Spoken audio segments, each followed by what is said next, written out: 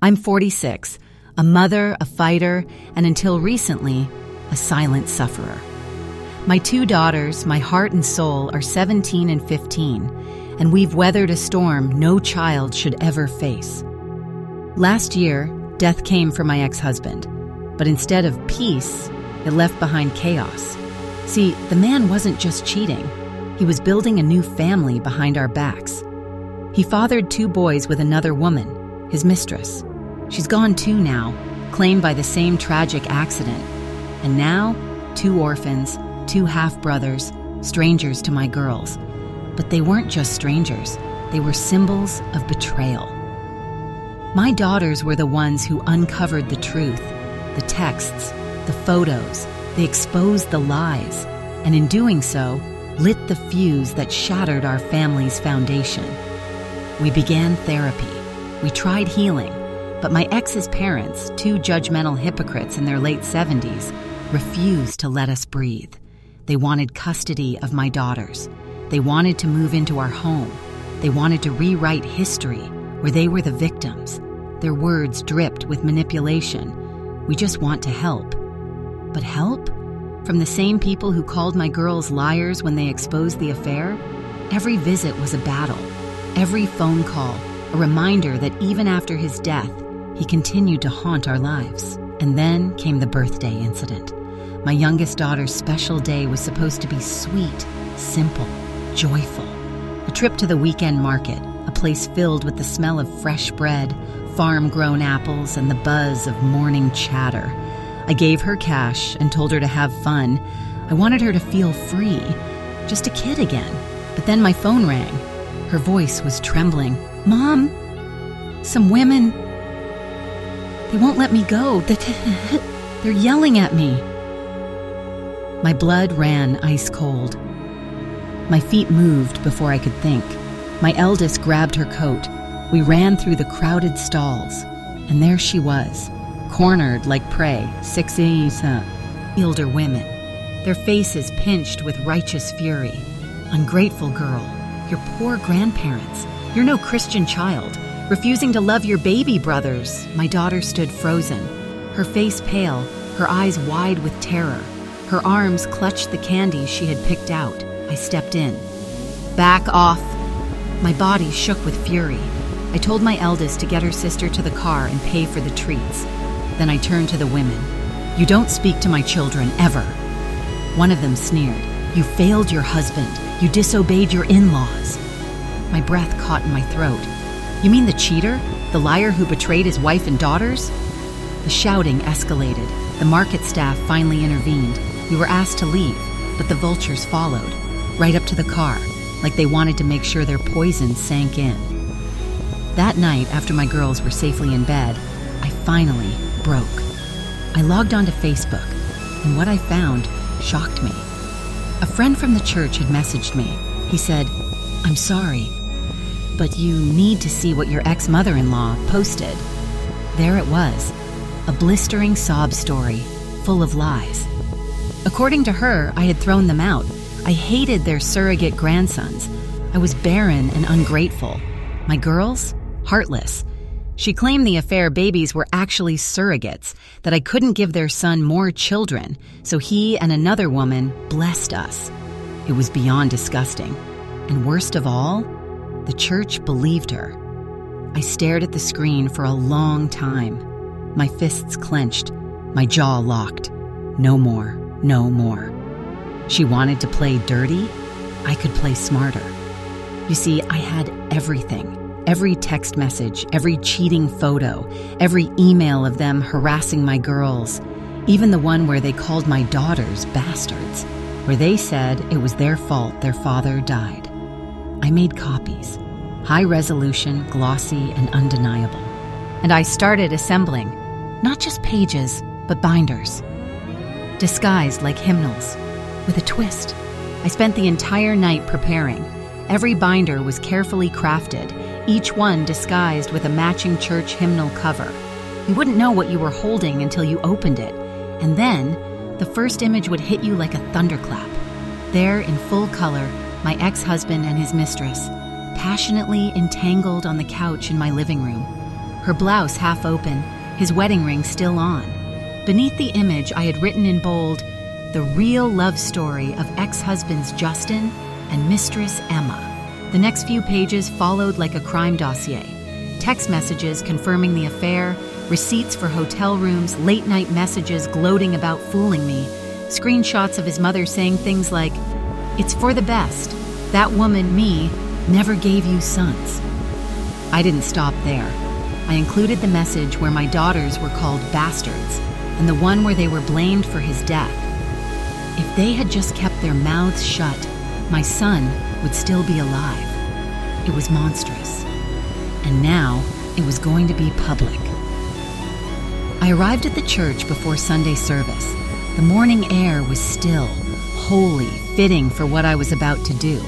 I slipped the binders onto the hymn shelf at the back, easy, unnoticed. A silent strike. What followed was like watching a tidal wave crash in slow motion. It started with gasps, audible, echoing through the sacred space. The first few people to open the binders looked stunned, then angry. Whispers spread, then voices rose. Within 20 minutes, the sanctuary turned into a courtroom. Accusations, questions, judgments flying like sparks. My phone buzzed. Message after message.